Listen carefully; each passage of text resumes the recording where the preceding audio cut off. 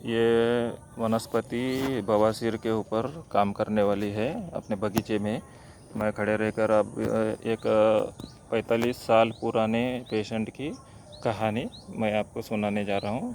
ये वीडियो अंत तक देखकर अपने दोस्त भाइयों और रिश्तेदारों में शेयर कीजिए। तो एक पेशेंट की कहानी है जो हमारे घर के पेशेंट की कहानी है। तो एक पेशेंट जो है 45 साल पुराना पेशेंट था जो बवासीर से ग्रसित था। फिशर का प्रॉब्लम था इनको। तो इन्होंने पिछले 25 साल तक के तो कोई दवाई वगैरह नहीं ली उन्होंने, और क्योंकि खाने पीने में उतार चढ़ाव से वो कैसे भी मेंटेन करते आ रहे थे। फिर बाद में तकलीफ़ बढ़ गई तो फिर इधर उधर की दवाई जिसने जिधर बोला उधर, वो हकीम ये हकीम आयुर्वेदिक एलोपैथिक होम्योपैथिक का भी 3-4 साल कोर्स किया उन्होंने।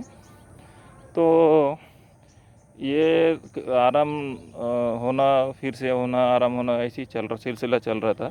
तो जब से अपन ने ये दवाई, मैं आदिवासी लोगों से ये जो दवाई के बारे में मैं सीख कर अपने भी बॉडी पर इसका रिसर्च करके मैंने भी खुद इसी से अपना इलाज किया। मुझे भी शिकायत थी तो इसे मैंने छोड़ा नहीं। फिर तो इसी दवाई से उनका मैंने इलाज किया 2-3 बार, यानी पिछले 8 साल में मैंने उनको बचा के रखा।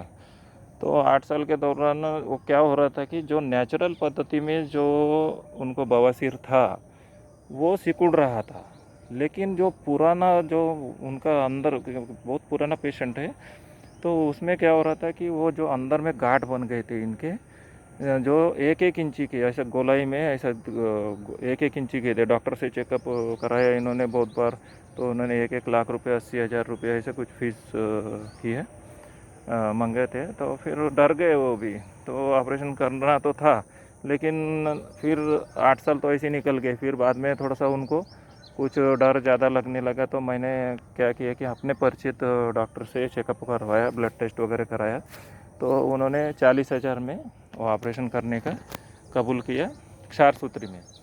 तो उसमें क्या हो गया कि डॉक्टर ने 1 महीने का पूरा ट्रीटमेंट करूँगा करके हमको पहले ही बताया कि इसमें बीमारी पुरानी है।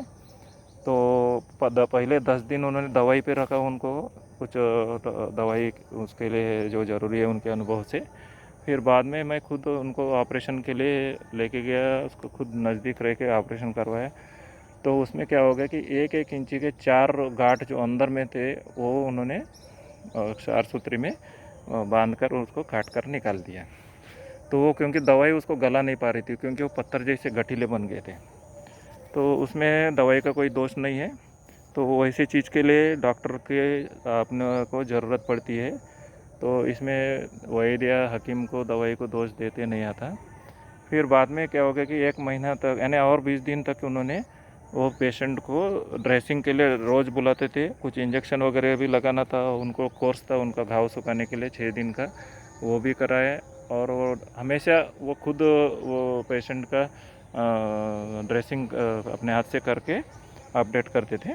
मैं खुद लेके जाता था उनको कार से, हमारे घर में 4 व्हीलर है। तो फिर क्या हो गया कि कुछ दिनों के बाद, यानी 3 महीने में वो पेशेंट को फिर से बवासीर का प्रॉब्लम आ गया। फिशर का प्रॉब्लम था, चुंबर बोलते मराठी में। तो कारण क्या था उसका, उनके खुद के गलती के वजह से ये फिर से उनको ये बवासीर हो गया, क्योंकि डॉक्टर की कोई गलती नहीं थी इसमें। डॉक्टर ने अपना ऑपरेशन सक्सेस किया, बहुत अच्छा, विजयवंत से वो ऑपरेशन में कोई गलती नहीं थी। तो फेक न्यूज़ सुनकर इन्होंने घर में कुछ ड्राई फ्रूट्स के लड्डू बनाकर खाए इन्होंने। उसमें ड्राई फ्रूट्स के लड्डू कुछ विरुद्ध आहार में आते हैं, जो चीज़ें बहुत लोगों को मालूम नहीं है। तो वो क्या हो गया कि लगातार 20 दिन इन्होंने उसका सेवन किया।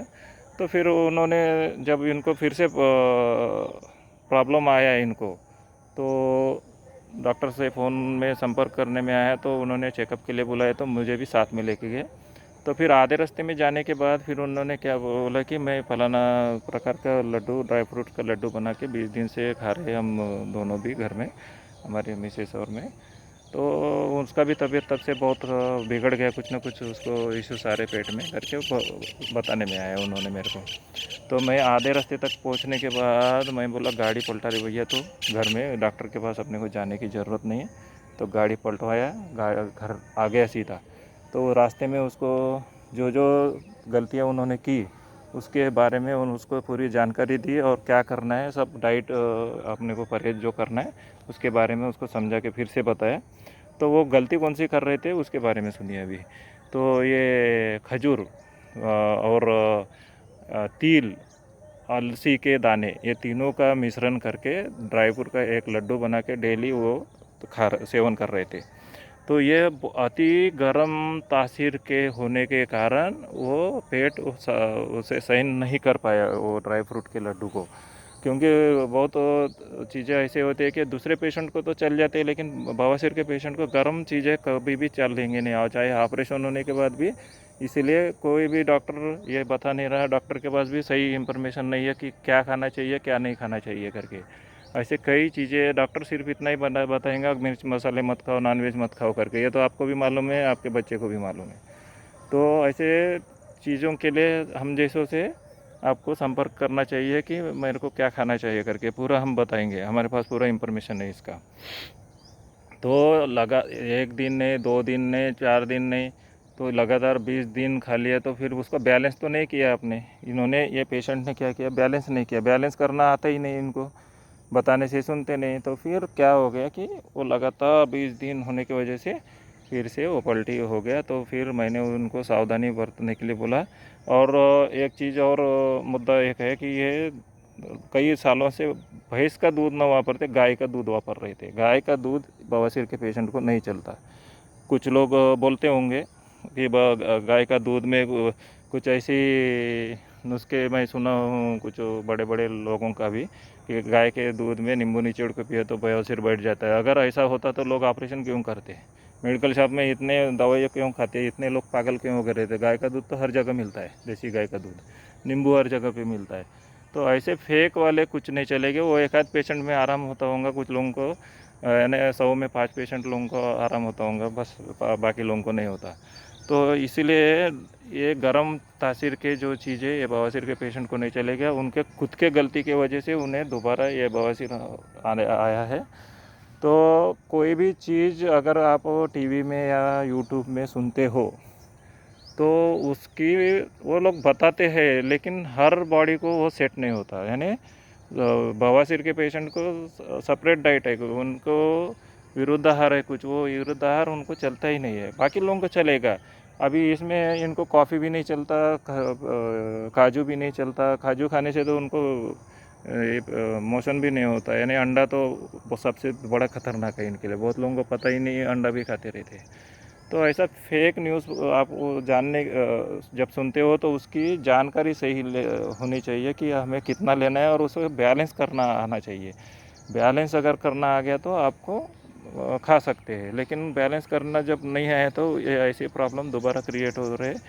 तो इसलिए ये वीडियो आप लोगों को अगर पसंद आया होगा तो मेरे को क्या है कि मुझे ये इन्फॉर्मेशन बहुत लोगों को देना था। अब जो जानकारी मुझे है मेरे पास छिपा के क्या फ़ायदा है, वो लोगों को मालूम हुआ तो वो उसमें जो फ़ायदा उनको मिलेगा उसमें संतुष्टि मिलेगी, और बहुत लोगों के पैसे भी बचेंगे इसमें। अगर वो पेशेंट को अगर मैंने सावधान नहीं किया हो रहता तो दोबारा उसको ऑपरेशन करने की ज़रूरत पड़ी रहती। तो फिर यानी बहुत लोगों के पास पैसा ही नहीं रहता है, तो फिर क्या करेगा वो आदमी।